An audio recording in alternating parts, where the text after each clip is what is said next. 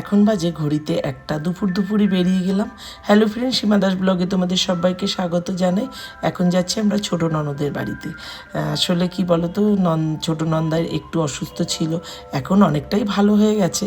তা জামাই একবার ওকে দেখতে যায়নি, সময় করে উঠতে পারেনি, তাই এখন সময় হচ্ছে, তাই এখন যাচ্ছে। তা মেয়ে বললো, মা তুমিও চলো। আমি বললাম আমার শরীরটা ভালো নেই, তোরা যা। তাও বললো চলো না আমাদের সাথে, তাই জন্য ওদের সাথে বেরিয়ে পড়লাম। আর এই যে ছেলে যাচ্ছে, ছেলে আর মানে ননদের বড় ছেলেটা আমার বাড়িতে কাল রাতে গেছিল, একসাথে ওরা আসছে। আর এইটা হলো আমার ছোট ননদ। এসে গেলাম ওদের বাড়িতে, সবাই বাইরে বেরিয়ে এসছে, কেন সেটা চলো একবার দেখে। এই যে ওদের পোষ্যটা, এর নাম কিন্তু ডিং ডং। ও আমাকে আর আমার ছেলেকে ভীষণ ভালোবাসে। আমাদের নাম শুনলে ও যেন আনন্দে আত্মহারা হয়ে যায়। আর আনন্দটা দেখো একবার, যেহেতু একটু গায়ে হাত দিয়ে আদর করছে, আর দেখো একদম ভোরে হিসি করে দিচ্ছে। এই জন্যই ওকে বাইরে নিয়ে চলে এসছে, মানে ঘরে থাকলে এরকম হিসি করে দেবে ঘরের মধ্যে, তার জন্য। আর এই যে বাবু কিন্তু ননদের বাড়িতে এই নিয়ে দুবার আসলে, একদম ছোটোবেলায় একবার এসেছিলো, আর এখন একটু বুঝতে শিখেছে, মানে চেনে সবাইকে একটু একটু, তার জন্য একটু ভালো আছে। তা যাই হোক, এই যে আজকে না এই কেকটা বানিয়ে নিয়ে এসছে আমি আমার নন্দাইয়ের জন্য। আমার নন্দাই আমার হাতের কেক খেতে ভীষণ ভালোবাসে। তা যাই হোক, আজকে কেকটা কিন্তু সুজি দিয়ে বানিয়েছি, একটু হেলদি করে বানিয়েছি, যেহেতু এটা ওটা ওর খাওয়া বারণ আছে, তার জন্য। আর ননদ এদিকে কী রান্না করে রেখেছে চলো।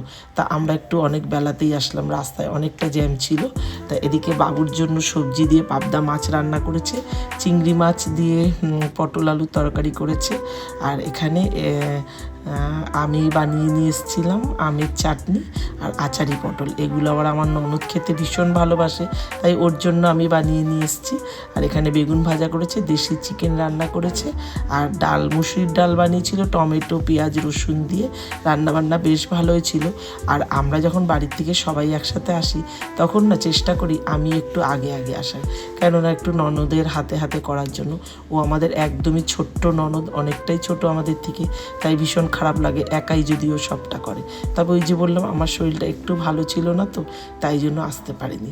আর এই ঘরটা ওরা দেখো নতুন বানিয়েছে, আর এই ঘরটা যে আমার বাবুর কী পছন্দ হয়েছে, একদমই ঘর থেকে বেরোয়নি, খুব ভালো লেগেছে এই ঘরটাও। যাই হোক, ছেলেরা খাওয়ার পরে আমরাও খেয়ে দিয়ে নিলাম, সেটা আর তোমাদের সাথে শেয়ার করা হলো না। তাহলে চলো বাড়ির পথে বেরিয়ে গেলাম, আজ আসি। সবাই ভালো থেকো, সুস্থ থেকো, সাবধানে থেকো।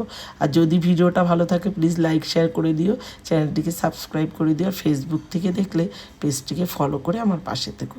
তাহলে চলো আজ আসি, সবাই ভালো থেকো, সুস্থ থেকো, সাবধানে থেকো। আবার আসবো অন্য কোনো ভিডিও নিয়ে। সবাই ভালো থেকো, শুভরাত্রি, টাটা।